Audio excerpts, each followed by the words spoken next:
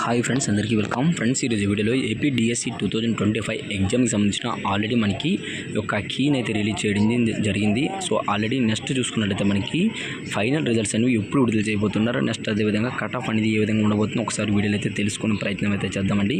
So friends, వీడియోని start చేసే ముందు నా దగ్గర స్మాల్ రిక్వెస్ట్, ఇంకెవరైనా మన ఛానల్ని సబ్స్క్రైబ్ చేసుకోకపోతే వెంటనే వెళ్ళి మన ఛానల్ని సబ్స్క్రైబ్ చేసుకోండి. సో ఇక లేట్ ఎందుకు వీడియోని అయితే స్టార్ట్ చేసేద్దాం ఫ్రెండ్స్.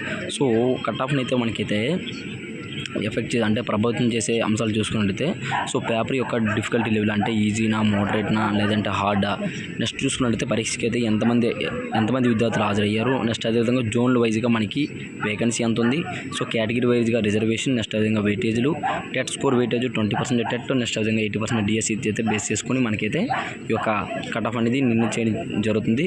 నెక్స్ట్ అదేవిధంగా సర్టిఫికేట్ వెరిఫికేషన్కు ఎంతమంది అభ్యర్థులు హాజరయ్యారు కూడా దాని మీద కూడా ఆధారపడైతే మనకైతే ఉండబోతుందండి.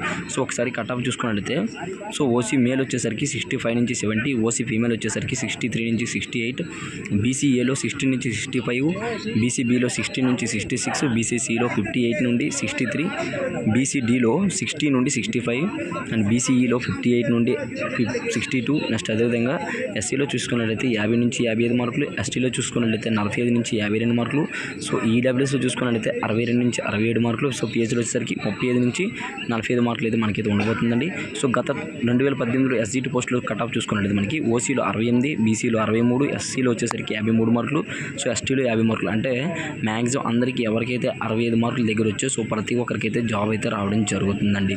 సో ఇది ఫ్రెండ్స్, ఇటువంటి మరిన్ని అప్డేట్స్ కోసం వెంటనే మన ఛానల్ని సబ్స్క్రైబ్ చేసుకోండి.